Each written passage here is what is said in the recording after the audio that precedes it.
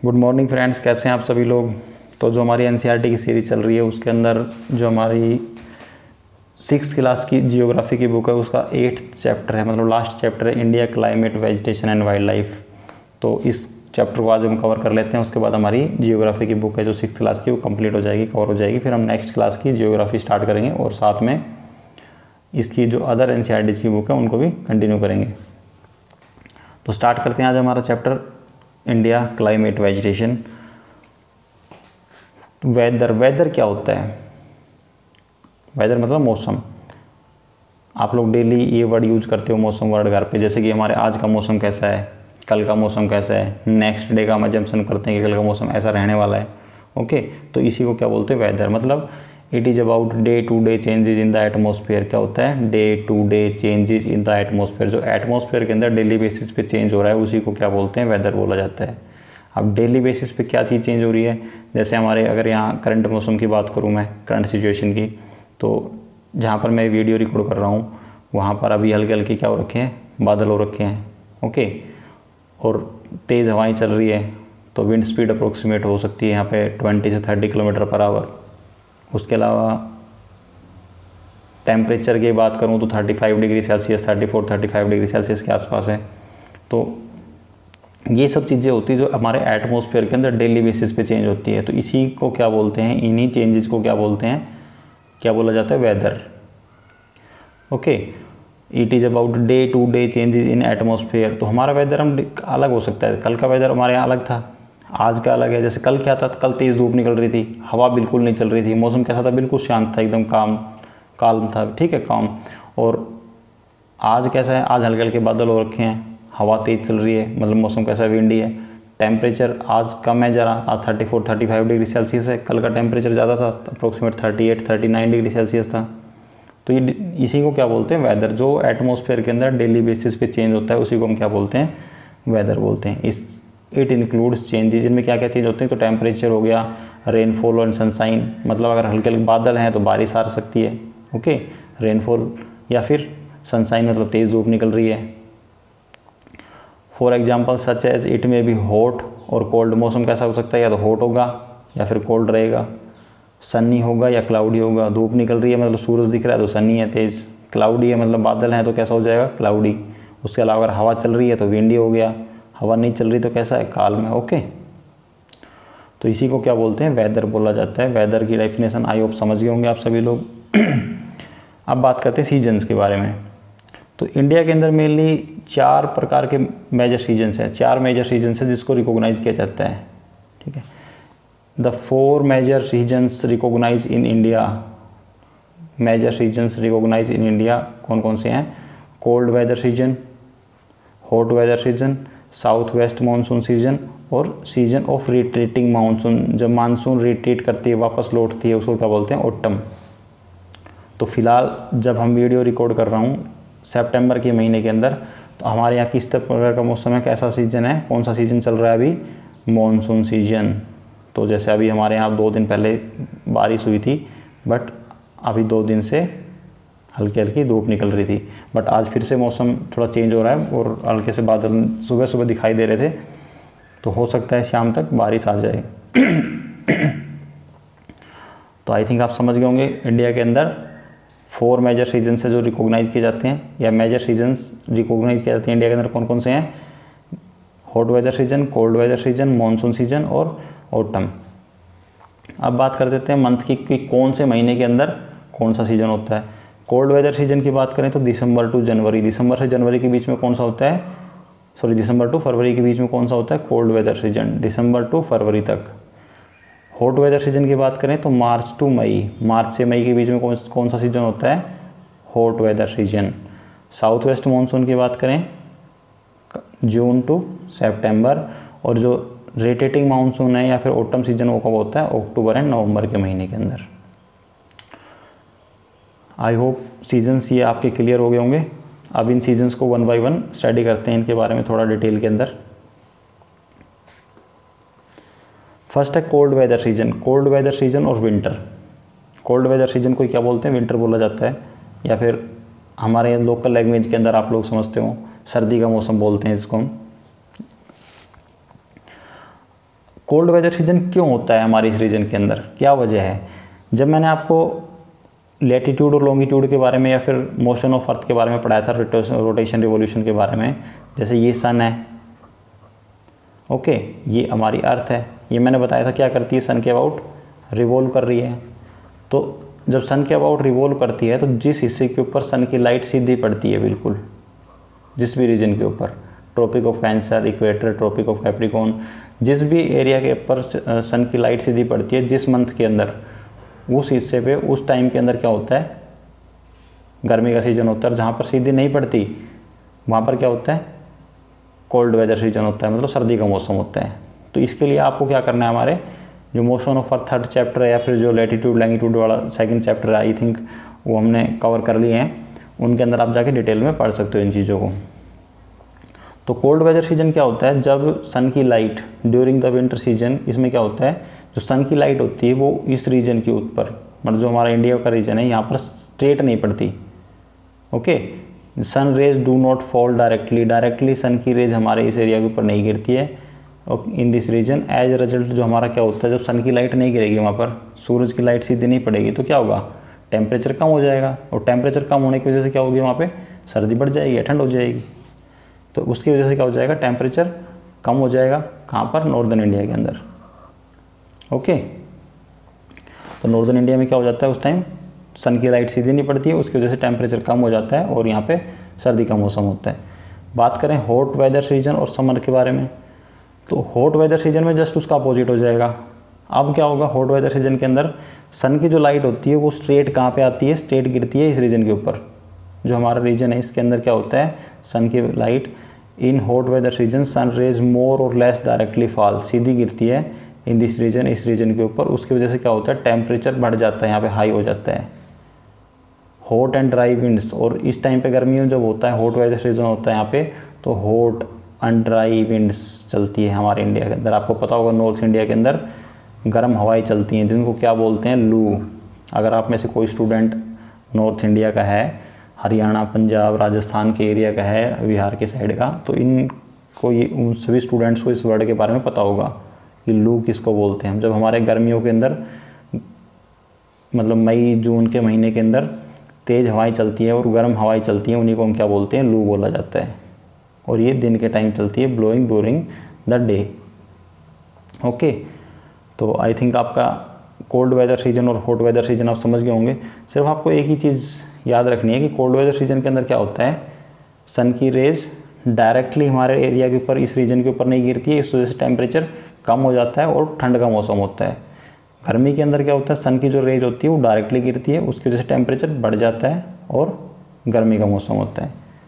अब बात करते हैं साउथ वेस्ट मानसून के बारे में। थर्ड सीजन है साउथ वेस्ट मानसून और rainy season. South west monsoon को, इसी टाइम पीरियड को क्या बोलते हैं, रेनी सीजन बोला जाता है इंडिया के अंदर। क्यों? क्योंकि जो हमारे यहाँ इंडिया के अंदर बारिश होती है वो ज़्यादातर बारिश मानसून के टाइम पीरियड में होती है, इस साउथ वेस्ट मानसून की वजह से ही होती है, ओके। तो इसलिए बोला जाता है कि जो इंडिया का क्लाइमेट है वो कैसा है, मानसून टाइप है। क्यों? क्योंकि हमारे यहाँ ज़्यादा किस पे डिपेंड करता है, एग्रीकल्चर वगैरह मानसून पे ही डिपेंड करता है। अगर बारिश अच्छी हुई तो एग्रीकल्चर अच्छा होता है, खेती अच्छी होती है। बारिश नहीं होती है, कम बारिश होती है, तो वही एग्रीकल्चर हमारे यहाँ कम होता है, डिप कर जाता है।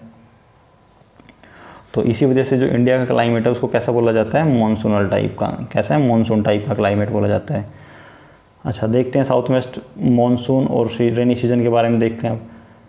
The wind blow from Arabian C and bay of Bengal. इसके अंदर क्या होता है कि जो हवाएं होती है वो अरेबियन सी से, अच्छा मैं अभी थोड़ा सा मैप बना के बताऊंगा अभी आपको ये चीज़ें। Bay of Bengal, Arabian C and bay of Bengal से चलती हैं टूवर्ड्स द लैंड, हमारे इंडिया की तरफ, जो इंडिया की तरफ मूव करती हैं। और जब वो हवाएं चलती है तो अपने साथ क्या लेके आती हैं, मॉइस्चर लेके आती है। मतलब हवा के जो हवा चलती है उनके अंदर क्या होता है, मॉइस्चर होता है, मतलब वाटर कंटेंट, वाटर वेपर्स काफ़ी अमाउंट्स के अंदर होते हैं। और when these wind strike the mountains, और जब ये माउंटेन से स्ट्राइक करती हैं तो वो क्या करता है, एक बैरियर की तरह काम करता है और रेनफॉल होती है कहाँ पर, हमारे इंडिया के अंदर। अब बात करते हैं, जैसे ये है हमारा इंडिया, ओके, और ये है हमारा ऊपर हिमालय पर्वत, और इधर ये पूरा इंडिया का पोर्शन बना देते हैं। अब देखो क्या होता है, इधर है ये अरेबियन सी, इधर यहाँ पर कौन सा है, अरेबियन सी है, ये कंप्लीट। तो हवाएं इधर ऐसे चलती है, साउथ वेस्ट मानसून क्या है, इस तरफ ऐसे चलेंगी वो। तो ये जब हवाएं चलती हैं तो सी से किधर जा रही है, साउथ अरेबियन सी से कहाँ, किसकी तरफ, हमारे इंडिया की तरफ, मतलब लैंड की तरफ मूव कर रही है। सेम ऐसे इधर है कौन, बे ऑफ बंगाल, इधर से भी हवाएं ऐसे चलेंगी। जब ये हवाएं ऐसे चलती है तो ये भी कहाँ मूव कर रही है, इंडिया की तरफ, लैंड की तरफ मूव कर रही है। फिर ये हवाएं जब आगे चलती है तो इधर यहाँ पर क्या है, वेस्टर्न घाट। जब ये हवाएं इधर वेस्टर्न घाट के टकराती है तो इस एरिया के अंदर ज़्यादा बारिश करती हैं, अच्छी खासी बारिश करती हैं। तो इसलिए इधर जो मुंबई हो गया, गोवा हो गया, महाराष्ट्र, गोवा का जो इधर का एरिया है वेस्टर्न घाट के साइड, वेस्ट साइड का एरिया, इस पे मॉनसून सीजन के अंदर काफ़ी ज़्यादा बारिश होती है। क्यों? क्योंकि जब ये मॉनसून विंड इधर से चलती हैं तो क्या करती हैं, ये इधर वेस्टर्न घाट के जो पहाड़ है, यहाँ पर जो माउंटेन्स है वो उनकी हाइट काफ़ी ज़्यादा है।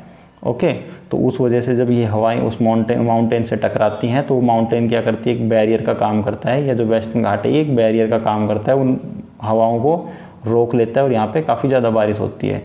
तो इसी प्रकार से जब ये हवाएं भी आगे चलती हैं, जो बे ऑफ बंगाल से जा रही हैं, ये इधर पूरे इधर ये है हिमालय पर्वत, उधर जाके हिमालय पर्वत से टकराती हैं और इधर पूरे नॉर्थ इंडिया के अंदर ऊपर बारिश करती हैं। ओके, तो इस प्रकार से हमारी जो साउथ वेस्ट मानसून है ये हमारे इंडिया के अंदर बारिश करती है। तो इनकी वजह से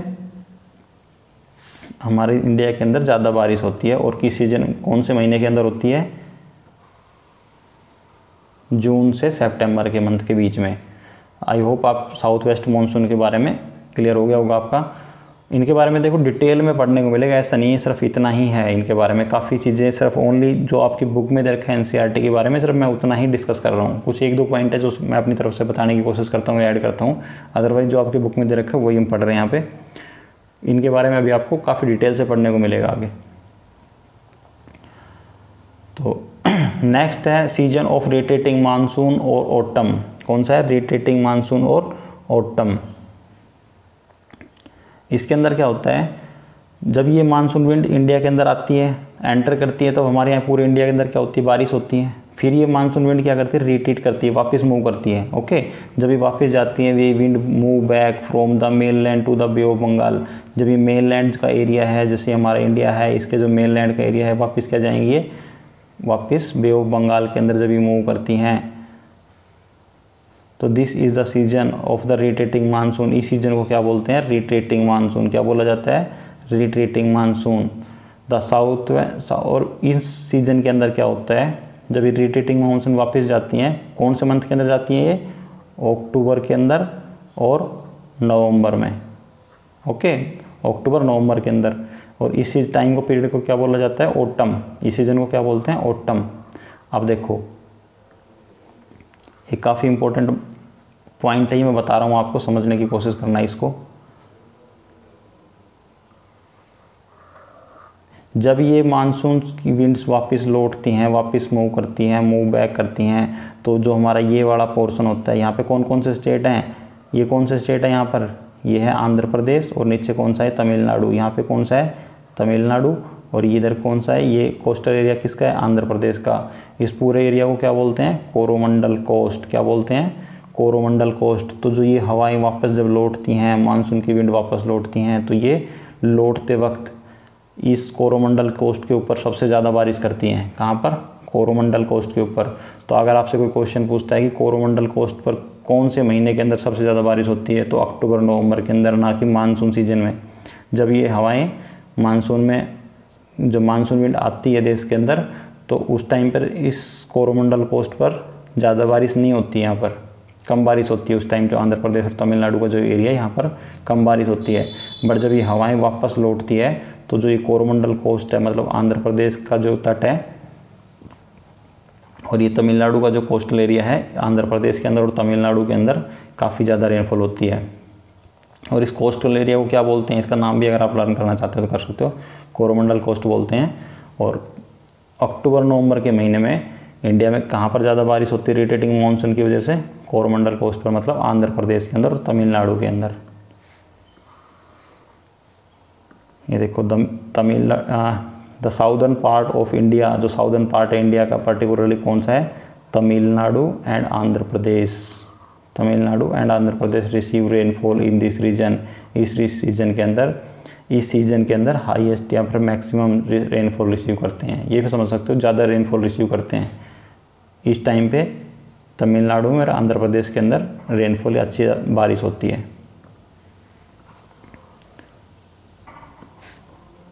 अब बात करते हैं क्लाइमेट के बारे में। क्लाइमेट क्या होता है? जैसे अभी तुमने पढ़ा था वेदर के बारे में, मौसम के बारे में। कल का हमारे यहाँ मौसम कुछ डिफरेंट था, आज का मौसम डिफरेंट है, कल का कुछ अलग होगा। बट जो क्लाइमेट होता है ना, जैसे चलो आपका एक एग्जांपल लेते हैं। अगर आपके जिस भी क्लास के अंदर आप पढ़ते हो, आपके मान लेते हैं 6 सब्जेक्ट हैं, तो सभी सब्जेक्ट के अंदर मान लेते हैं आपके मैथ के अंदर 90 मार्क्स आते हैं, साइंस में आपके 95 आए, किसी सब्जेक्ट के अंदर आपके 70 है, तो किसी सब्जेक्ट के अंदर आपके 60 भी है। तो जब आपसे कोई एवरेज पूछता है कि भाई आपको टोटल 6th क्लास के अंदर कितने मार्क्स आए, तो क्या आप अलग अलग बताते हो कि भाई मेरे मैथ में 90 आए हैं, साइंस में 95 हैं, इंग्लिश के अंदर मेरे 60 हैं, 60% है, तो आप अलग अलग नहीं बताते ना, आप एवरेज निकाल के फिर बताते हो कि भाई मेरे ओवरऑल 75% मार्क्स है या 80% मार्क्स हैं, ओके, या फिर 90% मार्क्स हैं, आप एवरेज बताते हो। तो इसी प्रकार से तो आप एवरेज निकालने के लिए क्या करते हो, आपको आता है, आप 6th क्लास के स्टूडेंट हो, आप एवरेज निकाल सकते हो। तो जैसे अब हमारा ये जो क्लाइमेट है, ये क्या होता है, the average weather condition which have been measured over many years, जिसको काफ़ी साल के अंदर हम क्या करते हैं, मेजर किया जाता है। जैसे जो हमारा वेदर है ना, हम इस वेदर का क्या करते हैं, एवरेज निकाल लेते हैं। यहाँ 1-2 दिन या 10-5 साल की बात नहीं है, यहाँ पे क्या अप्रोक्सीमेट 30 से 35 साल का हमने डेली बेसिस का क्या कर लिया है, ऑब्जर्व कर लिया। 30 से 35 साल के अंदर ओके, उस वेदर का हमने एवरेज फाइंड कर लिया, उसी को क्या बोलते हैं, क्लाइमेट बोलते हैं। अब इंडिया का जो क्लाइमेट है वो कैसा है, अब हम ऐसा थोड़ी बोलते हैं कि इंडिया का जो वेदर है वो मॉनसून टाइप है। भाई इंडिया का वेदर मॉनसून टाइप नहीं है ना, इंडिया का क्लाइमेट मॉनसून टाइप है। तो क्लाइमेट क्या हो गया, जो 30 से 35 साल का जो अप्रोक्सीमेट वेदर की कंडीशन है, उसका हम क्या करते हैं, एवरेज फाइंड कर लेते हैं, उसी को क्या बोलते हैं, क्लाइमेट बोला जाता है। जैसे आप अपने 6th क्लास के मार्क्स का एवरेज फाइंड करते हो ना, उसी प्रकार से इस वेदर का डेली बेसिस का जो वेदर है उसको क्या करेंगे, एवरेज फाइंड कर लेंगे, एवरेज निकाल लेंगे। 30 से 35 साल का डेली का वेदर कैलकुलेट करके उसका एवरेज फाइंड कर लेंगे, उसी को क्या बोल लेंगे, climate. The average weather condition, सिर्फ आपको इतना याद रखना है कि एवरेज वेदर कंडीशन, जो वेदर कंडीशन है उसका एवरेज, उसी को क्या बोलते हैं, क्लाइमेट। देखो एवरेज वेदर कंडीशन, जो एवरेज वेदर कंडीशन है उसी को क्या बोला जाता है, क्लाइमेट। और कब मेजर, कितने टाइम के लिए मेजर की जाती है, ये मेजर्ड ओवर मैनी ईयर्स, काफ़ी साल का जो वेदर है उसको मेजर किया जाता है। अप्रोक्सीमेट मान लो 30 से 35 साल का, ओके। आई होप क्लाइमेट आपका क्लियर हो गया होगा। कभी भी आपने घर में किसी को ये कहते हुए नहीं सुना होगा कि आज का क्लाइमेट कैसा है, कल का क्लाइमेट कैसा है, नहीं। आज का मौसम कैसा है, कल का मौसम कैसा था, परसों का मौसम कैसा रहेगा, 2 दिन पहले का मौसम कैसा था, मतलब वेदर 2 दिन पहले वेदर कैसा था हमारे यहाँ पर, 3 दिन पहले वेदर कैसा था। कभी भी आपने क्लाइमेट कहते हुए किसी को नहीं सुना होगा कि हमारे यहाँ आज का क्लाइमेट, या ऐसा हम बोलते भी नहीं है कि हमारे आज का क्लाइमेट कैसा है। क्यों, क्लाइमेट किसी पर्टिकुलर डे का नहीं होता है। क्लाइमेट एक 30 से 35 साल का जो वेदर होता है उसका एवरेज निकालते हैं हम, ओके। तो क्लाइमेट के अंदर और वेदर के अंदर आपको डिफरेंस पता होना चाहिए।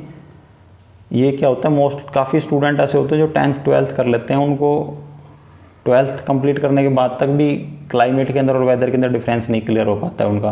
क्यों, क्योंकि 6th क्लास के अंदर जब ये चीज़ें पढ़ाई जाती है तब आप लोग इनको ध्यान नहीं देते हैं, फिर आप देते भी है तो भूल जाते हैं उस टाइम के बाद। अब बात करते हैं मॉनसून के बारे में कि मॉनसून क्या होता है। अब इंडिया का क्लाइमेट पूछे आपसे कैसा है, तो मॉनसून टाइप है। क्यों, क्योंकि इंडिया के अंदर जो एग्रीकल्चर वगैरह किस पे डिपेंड करती है, मॉनसून पे डिपेंड करती है। अगर मानसून अच्छा है, पर्याप्त रेनफॉल हो रही है, एडिक्वेट रेनफॉल है, तो हमारे यहाँ पे जो क्या होगा, एग्रीकल्चर होता है वो अच्छा होता है। अब बात करते हैं मॉनसून के बारे में। मॉनसून क्या होता है, it is taken from the Arabic word मौसम, एक अरेबिक वर्ड है मौसम, उससे वर्ड उठाया गया जिसका मतलब क्या होता है, सीजन। इस वर्ड का क्या मतलब होता है, सीजन। तो मॉनसून भी हमारे यहाँ क्या इंडिया के अंदर एक सीजन ही है, जो बारिश का सीजन होता है, जिस टाइम पे बारिश आती है, ये साउथ वेस्ट हवाएं चलती हैं, उसी को हमने क्या वर्ड नाम दे रखा है, मॉनसून। उसको क्या बोलते हैं, monsoon. Due to India's location in the tropical region, India की लोकेशन क्या है, ट्रॉपिकल रीजन। देखो ये सब चीज़ें ना हर बच्चे को पता होती है मोस्टली, मौसम के बारे में। इंडिया में गर्मी है, सर्दी है, कब बारिश होती है, कब ऑटम आता है, मतलब पतझड़ का मौसम कब आता है। लेकिन बुक में क्या है, कुछ साइंटिफिक या टेक्निकल टर्म्स दे दी जाती है, उसकी वजह से स्टूडेंट कन्फ्यूज हो जाते हैं। ओके, तो इन सिर्फ टेक्निकल टर्म्स को यूज़ करना है। अभी ट्रॉपिकल रीजन दे दिया यहाँ पे, चीज़ें सभी को पता होंगी, लेकिन ट्रॉपिकल रीजन जैसे लिखा आप शायद हो सकता है कन्फ्यूज हो जाओ, लेकिन हम ये ऑलरेडी कवर कर चुके हैं, मैं सिर्फ आपको वैसे बता रहा हूँ। ट्रॉपिकल रीजन क्या होता है हम बता चुके हैं आपको, मैप के अंदर मैं समझा चुका हूँ अच्छे से। ड्यू टू इंडियाज़ लोकेशन कहाँ पे है, इन ट्रॉपिकल रीजन। इंडिया की लोकेशन किस में, ट्रॉपिकल रीजन में है। उसके जैसे most of the rain brought by monsoon wind, इसलिए जो इंडिया के अंदर ज़्यादातर बारिश होती है वो किसकी वजह से होती है, मानसून विंड की वजह से होती है। ओके, तो इसलिए इंडिया का क्लाइमेट है monsoon type. Agriculture in India depends on rain, India के अंदर जो एग्रीकल्चर है वो किस पे डिपेंड करती है, रेन के ऊपर डिपेंड करती है। ये भी हम ऑलरेडी डिस्कस कर चुके हैं। अब चलते हैं नेक्स्ट पॉइंट पर।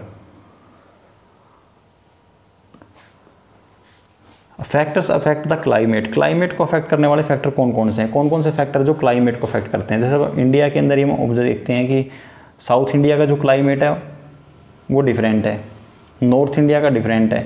अगर आप और ऊपर जाएंगे पहाड़ी इलाकों के अंदर, जम्मू कश्मीर, हिमाचल के अंदर, वहाँ का क्लाइमेट समथिंग डिफरेंट है। राजस्थान के अंदर जाएंगे थार डेजर्ट में, वहाँ का क्लाइमेट अलग है। तो क्यों अलग अलग है, क्यों हर जगह का क्लाइमेट अलग क्यों है ये, तो इसको किस किस वजह से अलग होता है, मतलब इसके लिए उन्हीं को क्या बोलते हैं, फैक्टर्स। तो ऐसे कौन कौन से फैक्टर हैं जिसकी वजह से इन इंडिया के अंदर डिफरेंट प्लेसेस के ऊपर डिफरेंट क्लाइमेट होता है। तो इसके अंदर हमें यही पढ़ना है, फैक्टर्स अफेक्ट द क्लाइमेट, कौन कौन से फैक्टर है जो क्लाइमेट को अफेक्ट करते हैं।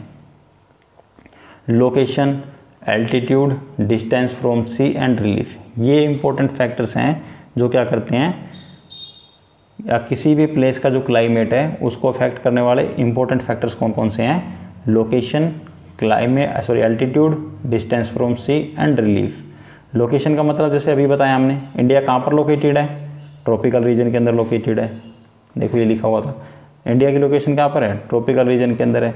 अब कोई कंट्री है जिसकी लोकेशन टेम्परेट रीजन में है, ओके, कोई कंट्री है जिसकी टोरिड रीजन के अंदर, टोरिड जोन में पड़ता है, तो डिपेंड करता है आपकी लोकेशन कहाँ पर है। सेकंड है एल्टीट्यूड, एल्टीट्यूड मतलब हाइट पर भी डिपेंड करता है। अगर आप में से कोई स्टूडेंट कभी कहीं घूमने गया हो हिल स्टेशन के ऊपर, अब इंडिया में हिमाचल के अंदर, उत्तराखंड में, जम्मू कश्मीर में, कुल्लू मनाली शिमला वगैरह कहीं आप घूमने गए हो, दार्जिलिंग वगैरह, तो आप लोगों ने ऑब्जर्व किया होगा कि जैसे हम हाइट पे जाते हैं वहाँ पे ठंड बढ़ जाती है, और जब हम ग्राउंड लेवल पे आते हैं तो उसमें क्या होता है, हाइट जो हम जैसे जैसे हमारी हाइट कम होती है वैसे वैसे वहाँ पे टेम्परेचर बढ़ता चला जाता है। अब गर्मी के मौसम में आप मई के महीने के अंदर आप एक तो हरियाणा के अंदर बैठो, किसी भी दिल्ली में रहो, आप दिल्ली के अंदर बैठ के आप टेम्परेचर ऑब्जर्व करो, और फिर क्या करना है, नेक्स्ट डे आपने किसी भी हिल स्टेशन के ऊपर, मतलब आप शिमला चले जाओ या फिर उत्तराखंड के अंदर कभी कहीं दार्जिलिंग वगैरह चले जाओ, तो वहाँ पे क्या मिलेगा आप लोगों को, टेम्परेचर कम हो जाएगा वहाँ पे।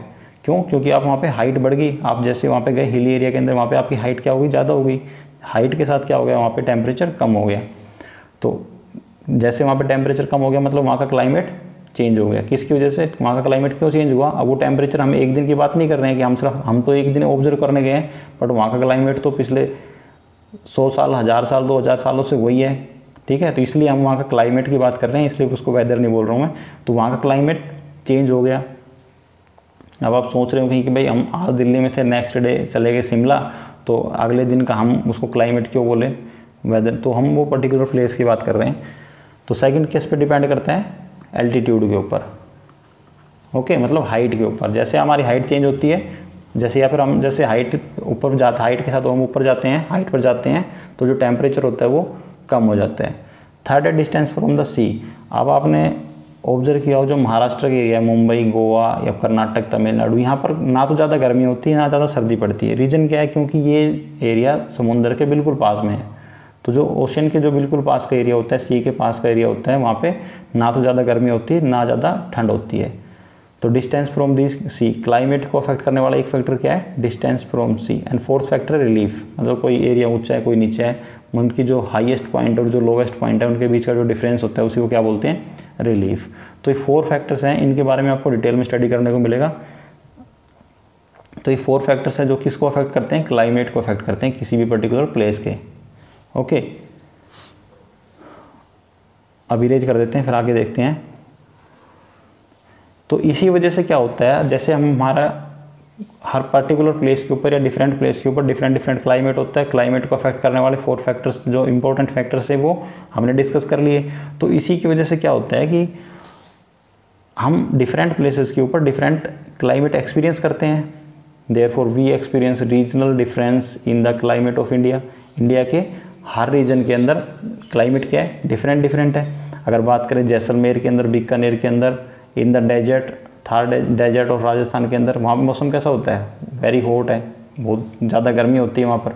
वाइल अगर हम बात करें द्रास एंड कारगिल इन लद्दाख के अंदर, तो वहाँ पे क्या होती है, फ्रीजिंग कोल्ड, मतलब हर टाइम बर्फ़ जमी रहती है, सर्दी पड़ती है वहाँ पर। ओके, और दोनों पार्ट किसके हैं, इंडिया के ही हैं। अब इंडिया की 2 लोकेशन है, दोनों अलग अलग जगह पे हैं, लेकिन दोनों का क्लाइमेट कैसा है, डिफरेंट है। जैसलमेर के अंदर, बीकानेर के अंदर क्या है, जो हमारा क्लाइमेट होता है वो कैसा है, हॉट है वहाँ पर। और अगर बात करें कारगिल की और द्रास की, तो वहाँ पर हर टाइम ठंड रहती है, बर्फ़ पड़ती है। तो सेम इसी प्रकार से जो कोस्टल प्लेसेस हैं, कौन कौन से होगी, मुंबई, कोलकाता, यहाँ पे एक्सपीरियंस मॉडरेट क्लाइमेट, मतलब क्लाइमेट कैसा होता है, मॉडरेट, मीडियम होता है, ना ज़्यादा गर्मी होती है ना ज़्यादा सर्दी होती है। Okay, there are not too hot not too cold, ना ज़्यादा गर्म है ना ज़्यादा ठंडे हैं। क्यों ऐसा क्यों होता है, being on the coast these places are very humid. ऐसा क्यों होता है कि ना ज़्यादा गर्मी है ना ज़्यादा सर्दी है, अभी बताया मैंने। जो कोस्टल प्लेन होते हैं, समुद्र के, ओशन के जो पास के एरिया होते हैं, उन पर क्या होता है, ना तो ज़्यादा गर्मी होती है ना ज़्यादा सर्दी होती है, तो उस पर सी का इफेक्ट पड़ रहा है, समुद्र का इफेक्ट पड़ता है। और ऐसा क्यों होता है, इसके बारे में कोई मतलब अगर आपको लग रहा हो कि आपको पढ़ना चाहते हो इसके बारे में कि ऐसा क्या इफेक्ट पड़ता है कि सी की वजह से, सी के जो पास के एरिया होते हैं वहाँ पर ना तो ज़्यादा गर्मी होती है ना सर्दी होती है, आप पढ़ सकते हो, या फिर आपके नेक्स्ट क्लासेस के अंदर आएगा ही, आपको पढ़ने को मिलेगा इस बारे में। दूसरी बात, जो समुंदर के या फिर ओशियन या सी के जो पास के एरिया होते हैं, वहाँ पर क्या होता है, being on the coast, coast के नज़दीक होने की वजह से यहाँ पर ह्यूमिडिटी ज़्यादा होती है। आप कभी जो लोग वहाँ पर रहते हैं, महाराष्ट्र के अंदर, कर्नाटका में, केरला में, तमिलनाडु में, आंध्र प्रदेश में, उड़ीसा के अंदर, यहाँ पर जो कोस्टल एरिया के अंदर जो ओशियंस के जो भी स्टेट टच करते हैं कोस्टल एरिया के पास में, उन लोगों से पता करना, अगर आपका कोई रिलेटिव रहता है तो वहाँ पर क्या होता है, हर टाइम ह्यूमिडिटी ज़्यादा रहती है as compare to north India.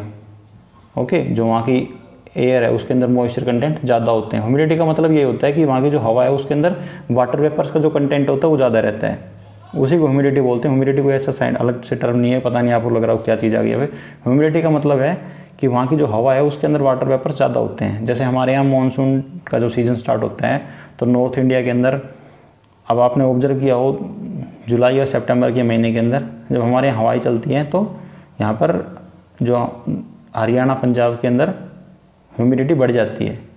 तो इसी प्रकार की जो ह्यूमिडिटी होती है वो कोस्टल एरिया के पास हर टाइम ज़्यादा रहती है। ओके, अगर बात करें मौसिनराम की, तो मौसिनराम कहाँ पर है, मेघालय के अंदर है। कहाँ पर है, मेघालय में है। और वर्ल्ड के अंदर हाईएस्ट रेनफॉल रिसीव होती है यहाँ पर। क्या होती है, वर्ल्ड में हाईएस्ट रेनफॉल। अगर आपसे पूछे इंडिया में सबसे ज़्यादा बारिश कहाँ पर होती है, अगर पर्टिकुलर जगह का नाम दे रखा है तो मौसिनराम, अगर नहीं दे रखा जगह का नाम, ओनली स्टेट का नाम दे रखा है तो क्या होगा, मेघालय। और ये मेघालय के अंदर ही कौन सी है, मौसिनराम है, एक जगह का नाम है मौसिनराम, मेघालय के अंदर, जहाँ इंडिया की भी हाईएस्ट है और वर्ल्ड की हाईएस्ट रेनफॉल रिसीव होती है इस पर्टिकुलर एरिया के अंदर। ओके, तो एक ये भी क्लाइमेट, डिफरेंट क्लाइमेट हो गया। देखो इंडिया का ही एक पार्ट है, वहाँ कहीं किसी प्लेस पर तो इंडिया के अंदर ज़्यादा बारिश हो रही है और किसी प्लेस पर बिल्कुल कम बारिश हो रही है। अगर दूसरी जगह की बात करें, जैसलमेर राजस्थान के अंदर, या तो यहाँ पर बारिश बिल्कुल नहीं होती या फिर बिल्कुल कम होती है। ओके, तो ये हो गए फैक्टर्स जो अफेक्ट करते हैं क्लाइमेट को, और हमने इंडिया के अंदर डिफरेंट प्लेसेस के ऊपर डिफरेंट क्लाइमेट होता है, वो भी देख लिया कि किस प्लेस पे कैसा क्लाइमेट है। अब देखते हैं नेचुरल वेजिटेशन। ये नेचुरल वेजिटेशन का मतलब क्या है, कुछ ग्रासेस, सर्ब्स, जैसे झाड़ियाँ वगैरह हो गई, ग्रासेस, सर्ब्स, एंड कुछ ट्री, जो ट्रीज वगैरह हो गई, ग्रासेस हो गई, सर्ब्स हो गई, ये ग्रो करते हैं अपने आप, विदाउट किसी की हेल्प के, ह्यूमन इंटरफेरेंस के without, which grow on their own without interference और help from the human beings. Human beings के इंटरफेयर के बगैर या उनकी हेल्प के, विदाउट उनकी हेल्प के ही जो ग्रो करते हैं, उन्हीं को क्या बोला जाता है, नेचुरल वेजिटेशन।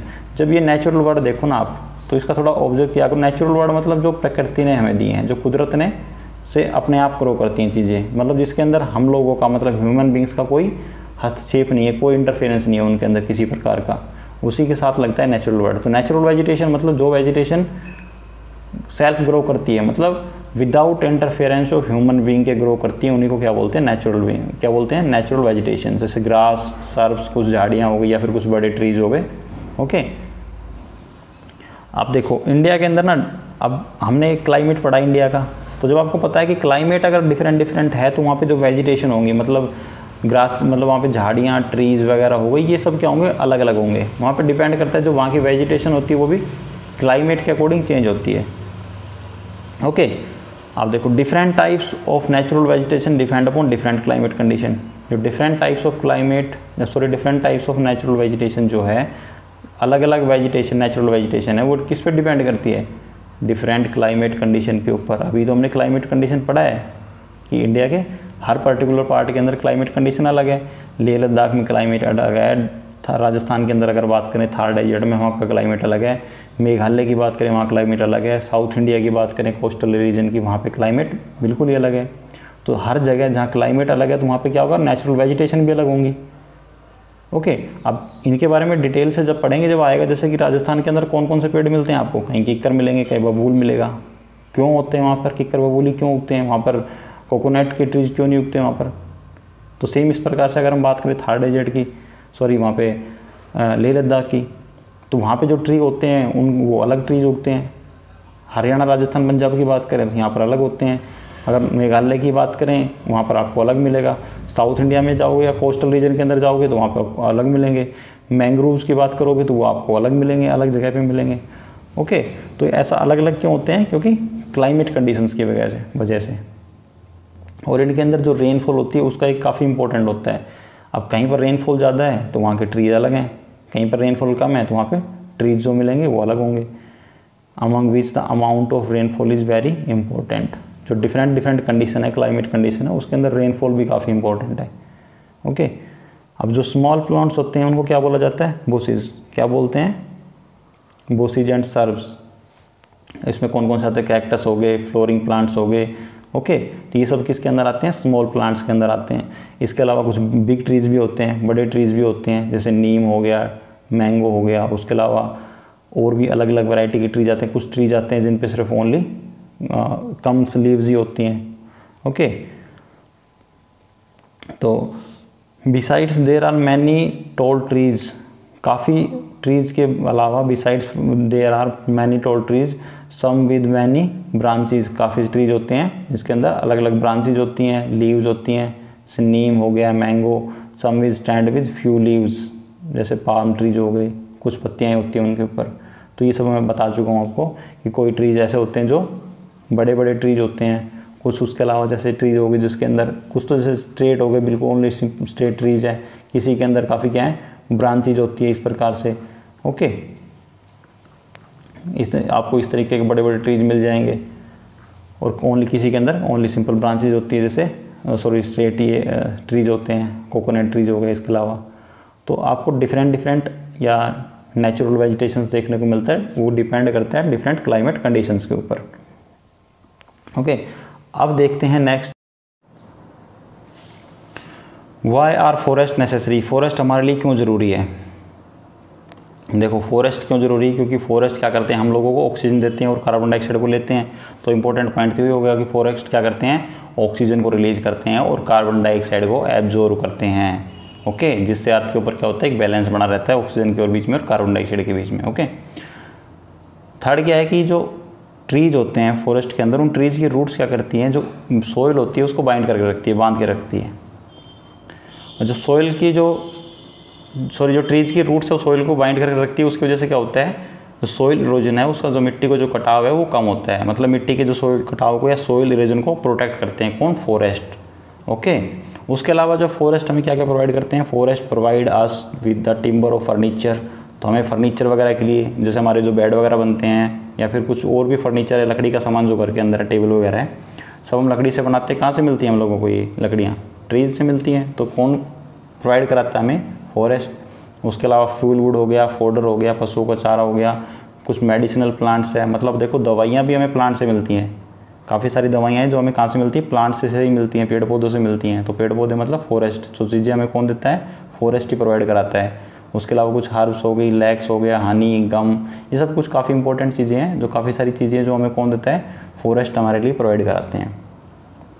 उसके अलावा फॉरेस्ट क्या है, are the natural habitat of wildlife, जंगली जीव जंतुओं का घर होता है, आपको पता है इस चीज़ का। फॉरेस्ट क्या है, जंगली जीव जंतुओं का घर है। ओके, अब हम लोग क्या करते हैं कि इन जो नेचुरल वेजिटेशन है, मतलब जो नेचुरल वेजिटेशन क्या भी बताया मैंने आपको, तो जो नेचुरल वेजिटेशन है इनका हम लोग क्या कर रहे हैं, डिस्ट्रॉय कर रहे हैं, इन चीज़ों को हम नष्ट कर रहे हैं। अब हम नष्ट कैसे कर रहे हैं, क्योंकि हम अपनी ज़रूरतों को पूरा करने के लिए पेड़ों को, जो ट्रीज़ हैं, इनको हम ज़रूरत से ज़्यादा कट कर रहे हैं। ज़रूरत से ज़्यादा क्या कर रहे हैं, कट कर रहे हैं। जब ज़रूरत से ज़्यादा कट कर रहे हैं तो इसका मतलब जो नेचुरल वेजिटेशन है ये, इनका हम क्या कर रहे हैं, डिस्ट्रॉय कर रहे हैं, इनको नष्ट कर रहे हैं। इनकी इंपॉर्टेंस कितनी ज़्यादा है आप लोगों को शायद ऑब्जर्व नहीं कर पाओगे। इनकी इंपॉर्टेंस मैं बताता हूँ अभी। देखो आप लोगों को कि काफ़ी सारी ना एजेंसीज है जो क्या करती है, रिपोर्ट जारी करती हैं किसके रिगार्डिंग, वेदर के क्लाइमेट के रिगार्डिंग। जो हमारा क्लाइमेट है वो चेंज हो रहा है अभी। ओके, अब उसके रिगार्डिंग आपने ग्लोबल वार्मिंग वर्ड सुना है, ग्लोबल वार्मिंग। देखो हो क्या रहा है कि हम जब ट्रीज को कट करते हैं तो ट्री को कट करने की वजह से क्या होता है, पेड़ का काम क्या होता है, ट्रीज का काम क्या होता है, कार्बन डाइऑक्साइड को एब्जॉर्व करना। जब हम फॉरेस्ट पूरे जंगल को साफ़ कर दे रहे हैं तो जो कार्बन डाइऑक्साइड एब्जॉर्व करने का काम होता था फॉरेस्ट का, ट्रीज़ का, तो कार्बन डाइऑक्साइड एब्जॉर्व हो नहीं पा रही है और हमारे एनवायरनमेंट के अंदर कार्बन डाइऑक्साइड जो है CO2 उसकी मात्रा बढ़ती जा रही है। जब कार्बन डाइऑक्साइड हमारे एनवायरनमेंट के अंदर बढ़ रही है तो उससे क्या होगा, और कार्बन डाइऑक्साइड करती क्या है, ये क्या करती है, जो सन से लाइट आती है ना, सूरज की लाइट आती है, उसको सूरज की जो हीट होती है उसको एब्जॉर्व करती है और इसी की वजह से तो हमारी अर्थ गर्म रहती है। इसकी वजह से क्या रहती है, हमारी अर्थ गर्म है। जब कार्बन डाइऑक्साइड की अमाउंट बढ़ेगी तो जो सन की जो हीट आती है उस ज़्यादा हीट को एब्जॉर्व करेगी। अब ज़्यादा हीट को एब्जॉर्व करेगी तो अर्थ का टेम्परेचर बढ़ेगा, मतलब अर्थ के ऊपर क्या होगा, गर्मी बढ़ जाएगी, धरती के ऊपर गर्मी बढ़ जाएगी। अब गर्मी बढ़ेगी तो उसकी वजह से क्या होगा, गर्मी बढ़ेगी तो क्या होगा, ग्लोबल वार्मिंग। ग्लोबल वार्मिंग का मतलब जो पूरा ग्लोब है, पूरी अर्थ है, वो गर्म हो जाएगी। इसी को तो बोलते हैं ग्लोबल वार्मिंग। और ये ग्लोबल वार्मिंग क्या चीज़ है, कुछ नहीं है, हमारी अर्थ पर कार्बन डाइऑक्साइड या फिर कुछ और इस प्रकार की गैसेज हैं जिसकी अमाउंट क्या हो रहा है, हमारे एनवायरनमेंट के अंदर बढ़ गई है और उसकी वजह से अर्थ है हमारी वो गर्म हो रही है।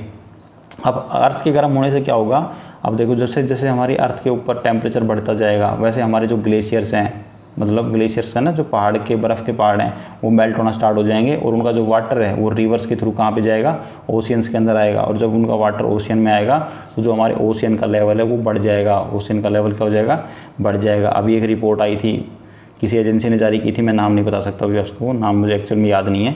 बाकी आपको नाम जान के करना क्या आपने, क्योंकि आप सर्च तो करोगे नहीं उसको गूगल पे, वैसे भी सर्च कर सकते हो। काफ़ी सारी एजेंसीज है ग्लोबल वार्मिंग के ऊपर अपनी रिपोर्ट जारी करती हैं।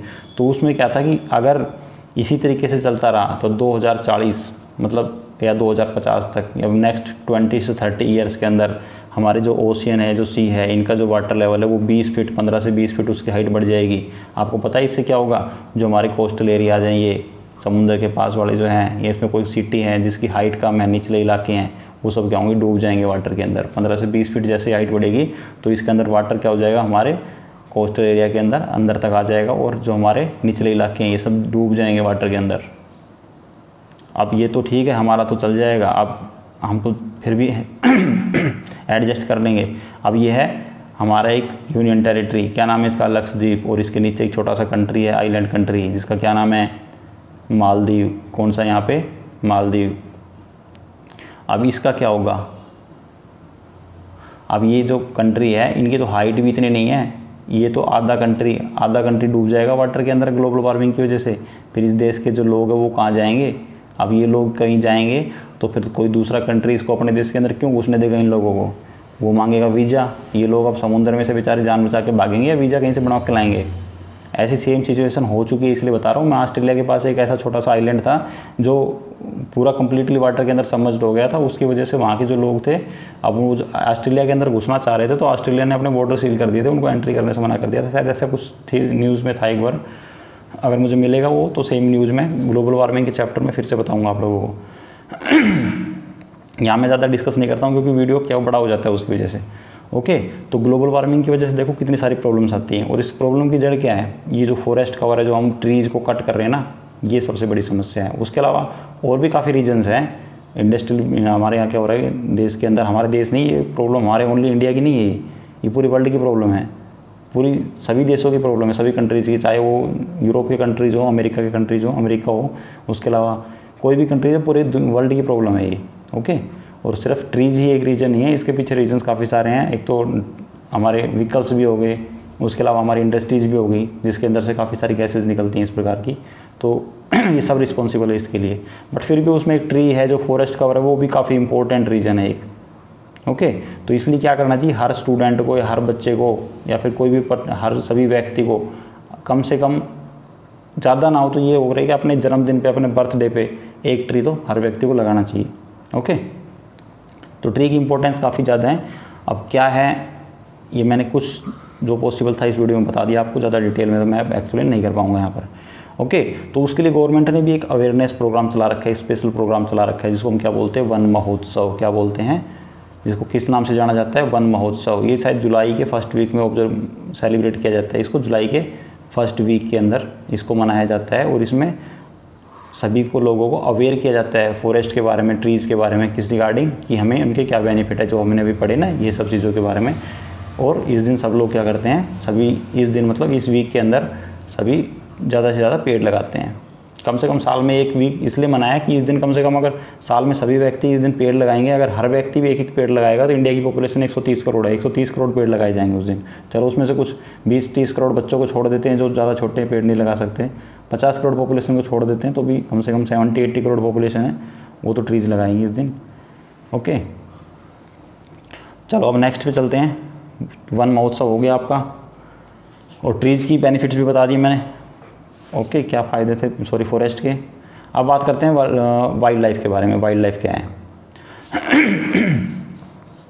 वाइल्ड लाइफ क्या है, the forests are home to variety of wildlife. जो जंगल होते हैं वो क्या होते हैं, काफ़ी सारे जीव जंतुओं का घर है। जंगल आपको पता है, फॉरेस्ट क्या है, काफ़ी सारे जीव जंतुओं का घर होता है। तो इसके अंदर थाउजेंड्स ऑफ स्पीसीज़ पाई जाती है, एनिमल्स की और बर्ड्स की। तो पहले बात कर लेते हैं एनिमल्स के बारे में। Thousands of species of animals, उसके अलावा वैरायटी ऑफ रेप्टाइल्स पाए जाते हैं, एम्फीबियंस पाए जाते हैं, समुद्री जीव जंतु, मैमल्स, बर्ड्स, इंसेक्ट्स। ओके, ये सब काफ़ी सारे फॉरेस्ट के अंदर ये सब चीज़ें पाई जाती हैं। अब हम इसमें बात करते हैं, फर्स्ट बात करते हैं एनिमल्स के बारे में। Tiger is our national animal. हमारा नेशनल एनिमल कौन है, tiger. It is found in the various parts of the country. देश के अलग अलग हिस्से के अंदर, अलग अलग पार्ट्स के अंदर टाइगर पाए जाते हैं। अब आपको पता होना चाहिए टाइगर कहाँ पाए जाते हैं। बंगाल टाइगर बंगाल के अंदर पाया जाता है। उसके अलावा ओके, सेम एज गिर फॉरेस्ट है गुजरात के अंदर। कहाँ पर, गुजरात में। यहाँ पर ये किसका घर है, is the home of Asiatic lion. India के अंदर सिंगल ओनली जगह है, ओनली गिर फॉरेस्ट, जहाँ पर क्या पाए जाते हैं, एशियाटिक लायन। अगर आपसे पूछे एशियाटिक लायन इंडिया के अंदर कहाँ पाए जाते हैं, गिर फॉरेस्ट के अंदर। देखो टाइगर इंडिया में पाए जाते हैं, सभी को पता है। इंपॉर्टेंट क्या है, लोकेशन की, कहाँ पाए जाते हैं, आपको लोकेशन पता होनी चाहिए। ओके, जैसे मैं एशियाटिक लायन, अगर आपसे पूछे कोई एशियाटिक लायन इंडिया में कहाँ पाए जाते हैं, गिर फॉरेस्ट के अंदर। गिर फॉरेस्ट कहाँ है, गुजरात के अंदर। एलिफेंट्स एंड, देखो एलिफेंट्स एंड वन ऑर्न्ड राइनोसोर्स, एक सींग वाला गैंडा, ये कहाँ पाए जाते हैं, असम के जंगलों के अंदर। असम में काजीरंगा नेशनल पार्क है, उसके अंदर पाए जाते हैं एक सींग का गैंडा, वन ऑर्न्ड राइनोसोर्स। ओके, और एलिफेंट तो और भी जगह पाए जाते हैं, साउथ इंडिया के अंदर भी। Elephants are also found in Kerala, Kerala के अंदर, कर्नाटका के अंदर भी पाए जाते हैं। उसके अलावा कैमल्स हो गया, वाइल्ड एस हो गए, ये कहाँ पाए जाते हैं, ग्रेट इंडियन डेजर्ट के अंदर। राजस्थान में जो है ना ग्रेट इंडियन डेजर्ट हमारा, या रन ऑफ कच्छ जो गुजरात के अंदर है, ये भी उसी के अंदर आता है एरिया, उनके डेजर्ट के अंदर ही आता है। वहाँ पाए जाते हैं कौन, कैमल्स, ऊँट वगैरह, जिसको हम रेगिस्तान का जहाज बोलते हैं। ओके, उसके अलावा कुछ स्नो वाइल्ड गोट हो गई, स्नो लेपर्ड हो गया, बियर्स हो गए, ये हिमालय के अंदर पाए जाते हैं, बर्फीले रीजन के अंदर। और कुछ काफ़ी सारे एनिमल्स हैं जो हमारे कंट्री में पाए जाते हैं, मंकी, वोल्फ, जैकल, ये सब चीज़ें आपको पता है। वैसे भी आप लिख सकते हो कौन कौन से एनिमल्स हमारे देश के अंदर, कंट्री में पाए जाते हैं। इसमें तो अगर आपसे पूछे तो वैसे भी आप लिख सकते हो काफ़ी सारे इस बारे में। अब बात करते हैं बर्ड्स के बारे में। काफ़ी सारे बर्ड्स हैं जो हमारे कंट्री के अंदर पाए जाते हैं। इंडिया के अंदर, India is rich, equally rich in birds life. Birds भी काफ़ी ज़्यादा पाए जाते हैं, काफ़ी स्पीसीज़ है बर्ड्स की जो हमारी कंट्री के अंदर पाई जाती हैं। पीकॉक हमारा नेशनल बर्ड है। अदर कुछ कॉमन बर्ड्स, पैरट, पिजन, मैना, गीज, बुलबुल, डक, ये सब हो गए जो इंडिया के अंदर पाए जाते हैं। There are several bird sanctuaries. India के अंदर क्या है, काफ़ी सारी बर्ड सेंचुरीज। अभी बर्ड सेंचुरीज क्या होता है भाई, देखो इंडिया के अंदर क्या है, काफ़ी सारी बर्ड सेंचुरीज हर स्टेट के अंदर मिल जाएगी। अगर मैं बात करूँ ना, bird sanctuaries, wildlife sanctuaries, national park, okay, biosphere reserve, तो चलो बायोस्फीयर रिजर्व तो फिर भी लिमिटेड है, आपको नहीं मिलेंगे, आपके आसपास में नहीं हो सकते हैं, लेकिन national park, wildlife sanctuary, bird sanctuary जी हर स्टेट के अंदर मिलेंगी, और किसी किसी स्टेट के अंदर तो काफ़ी ज़्यादा है। मतलब आप ये ऑब्जर्व करो, मान के चलो कि आपके 50 या 100 किलोमीटर की रेंज के अंदर मैक्सिमम आपको कोई ना कोई bird sanctuary, national park, wildlife sanctuary मिल जाएंगे आपको, और आपको ना विजिट ज़रूर करना चाहिए इनका। किसी भी दिन वीकेंड में, छुट्टी वाले दिन अपने पेरेंट्स के साथ जाओ, घूमने जाओ इनके अंदर, बर्ड सेंचुरी के अंदर, वाइल्ड लाइफ सेंचुरी के अंदर या फिर नेशनल पार्क के अंदर घूमना चाहिए। इससे ये जो चीज़ें आप पढ़ रहे हो ना, अब ये कुछ % हिस्सा तो आपको जस्ट आप घूम के आओगे ना, आपको वैसे याद हो जाएंगी, आपको बताने की ज़रूरत नहीं पड़ेगी कि बर्ड सेंचुरी क्या होता है। आप कोई भी कहीं पे भी विजिट कर लो, आप बर्ड सेंचुरी में विजिट कर लो, सब एक जैसे होते हैं बर्ड सेंचुरी में या फिर वाइल्ड लाइफ सेंचुरी में, नेशनल पार्क में। जो वाइल्ड लाइफ सेंचुरी होती है उससे बड़ा होता है नेशनल पार्क, और सेम ज़्यादा कुछ खास डिफरेंस नहीं है इनमें। जब आपको डिफरेंस तो फ्यूचर में पढ़ने को मिलेगा, आप वहाँ पे डिफरेंस मतलब पढ़ सकते हो अलग से दोनों में क्या डिफरेंस है, बट सिर्फ आप ये चीज़ें याद रखो कि ये चीज़ें हैं क्या। फ़िलहाल अभी तो वो बता देता हूँ मैं आपको, और आपको विजिट ज़रूर करना चाहिए। मैं बस आपसे ये कहना चाह रहा हूँ कि अगर आपके आसपास में है कहीं तो वीकेंड में किसी दिन इनकी विजिट ज़रूर करो आप। तो बर्ड सेंचुरीज क्या होती हैं, which have been created to give the birds their natural habitat. जो पक्षी होते हैं ना उनको उनका नेचुरल हैबिटेट प्रोवाइड करते हैं हम। एक होता है जू, चिड़िया, अगर आप लोगों ने देखा होगा, उसके अंदर क्या होता है, चाहे कोई एनिमल हो चाहे कोई बर्ड्स हो, उसको हम क्या करते हैं, पिंजरे के अंदर बंद करके रखते हैं। बट जो ये नेचुरल हैबिटेट है ना, जो बर्ड सेंचुरी जो हो गई, wild life sanctuary, national park हो गई, इनके अंदर क्या होता है, बर्ड सेंचुरी में स्पेशल बर्ड्स के लिए है, मतलब आप वो किसी पर्टिकुलर बर्ड्स के लिए बनाई है वो, उसमें किसी प्रकार के पिंजरे के अंदर ही रखते हैं, खुला एनवायरनमेंट है वहाँ पे, जैसे जंगल होता है ना, फॉरेस्ट होता है एक प्रकार से। नेचुरल, देखो ये वर्ड लिखा हुआ है नेचुरल हैबिटेट, इसी का मतलब है नेचुरल, मतलब बिल्कुल ओपन है वहाँ पे, किसी प्रकार के जो बर्ड्स वगैरह उनको पिंजरे में नहीं रखा जाता है। अगर आप किसी नेशनल पार्क में जाओगे घूमने के लिए, अगर वो टाइगर है वहाँ पे, क्योंकि ज़्यादातर नेशनल पार्क के अंदर टाइगर है। मैंने एक नेशनल पार्क विजिट किया है, जिम कॉर्बेट नेशनल पार्क, जो उत्तराखंड के अंदर है, रामनगर में पड़ता है उत्तराखंड में। तो वहाँ पर टाइगर है उसके अंदर, उन टाइगर को किसी पिंजरे में बंद करके नहीं रखा जाता है। आप उसके अंदर विजिट करोगे, आपको एक स्पेशल गाड़ी के अंदर ले जाया जाता है घूमने के लिए, उससे उतरना आपको अलाउड नहीं होता है। ओके, उस गाड़ी से आपको उतरना उस नेशनल पार्क में अलाउड नहीं है, क्योंकि उसके अंदर टाइगर घूम रहे हैं और वो ओपन है, खुले हुए हैं, वो उनको किसी पिंजरे में बंद करके नहीं रख रखा है उन्होंने। वो फॉरेस्ट है, काफ़ी सारे कई हज़ार किलोमीटर स्क्वायर किलोमीटर, मतलब 1000 स्क्वायर किलोमीटर के एरिया के अंदर फैले होते हैं वो फॉरेस्ट, उनके अंदर वो टाइगर्स हो गए, ये सब ये चीज़ें ओपन होती हैं, खुले हुए घूमते हैं, मतलब एक प्रकार से नेचुरल हैबिटेट, इसी को तो बोलते हैं नेचुरल हैबिटेट। ओके, तो इसलिए बोल रहा हूँ आप जाइए, विजिट कीजिए।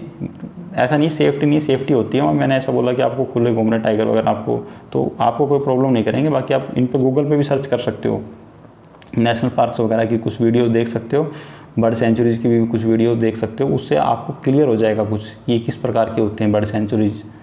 ओके, तो ये क्या है, नेचुरल हैबिटेट प्रोवाइड करते हैं बर्ड्स को।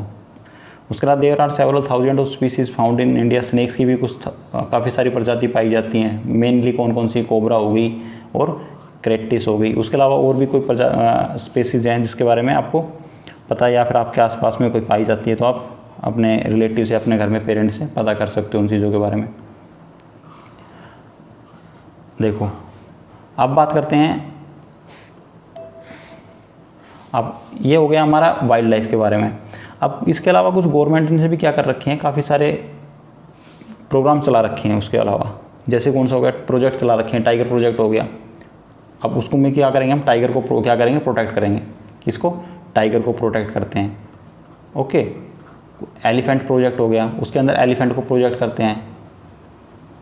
और इसके अलावा और भी काफ़ी सारे एनिमल्स हैं, उन एनिमल्स के भी क्या चला रखे हैं, प्रोजेक्ट चला रखे हैं। तो और ये किस लिए चलाते हैं, सरकार किस लिए ये प्रोजेक्ट चलाती है, क्योंकि जो एनिमल्स होते हैं, टाइगर हो गया, एलिफेंट हो गया, या फिर इसके अलावा जैसे वो एक सींग वाला गैंडा मैंने बताया था, वन और राइनोसोर्स, इनका क्या किया जाता है, हंटिंग वगैरह, पोचिंग वगैरह होता है, इनका शिकार करते हैं लोग। क्यों करते हैं शिकार, क्योंकि इनके जो बॉडी पार्ट्स हैं, अब जैसे टाइगर हो गया या फिर जो वो वन और राइनोसोर्स है, उसका जो सींग है और उसको बेचा जाता है मार्केट के अंदर। तो इसी प्रकार से काफ़ी सारे एनिमल्स हैं जिनके किसी के लेदर यूज़ की जाते हैं, किसी की बोन्स यूज़ की जाती है, किसी की जो स्किन है, फर वगैरह हो गई, वो यूज़ की जाती है। तो इनको क्या करते हैं लोग, इनकी शिकार करके मार्केट में बेचते हैं। वैसे तो एक तरीका ये भी है कि आप जो लोग इनको परचेज करते हैं, अगर कोई चाहता है व्यक्ति एक्चुअल के अंदर कि इनकी शिकार इनका ना हो, इनका हंटिंग ना हो, वॉचिंग वगैरह ना हो इनकी, तो उसके लिए जो लोग ये परचेज करते हैं, मार्केट से परचेज करते हैं, चाहे हम खुद परचेज करते हैं, कोई भी लेदर का बना हुआ प्रोडक्ट है, क्योंकि वो लेदर वगैरह जो आता है सब ये एनिमल से ही तो मिलते हैं हम लोगों को। तो हम इनको परचेज ना करें, कम से कम यूज़ करें या फिर ना यूज़ करें अगर पॉसिबल हो उसके तो उससे ऑटोमेटिक है कि इनका जो हंटिंग वगैरह है या फिर ये पोचिंग वगैरह शिकार वगैरह होना अपने आप बंद हो जाएगा। बाकी जो गवर्नमेंट जो स्कीम चला रही है वो तो है ही फिर उसके अलावा। ओके, और इंडिया के अंदर वाइल्ड लाइफ वीक भी ऑब्जर्व किया जाता है, जैसे वन महोत्सव ऑब्जर्व किया जाता है ना, इसी प्रकार से वाइल्ड लाइफ वीक भी ऑब्जर्व किया जाता है।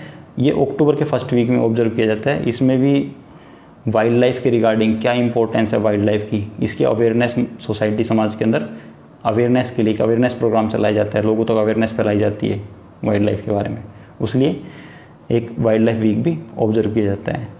अच्छा, कुछ माइग्रेटरी बर्ड्स भी होते हैं जो काफ़ी दूर से उड़ के क्या करते हैं, फ्लाई करके इंडिया के अंदर चल के इंडिया के अंदर आते हैं।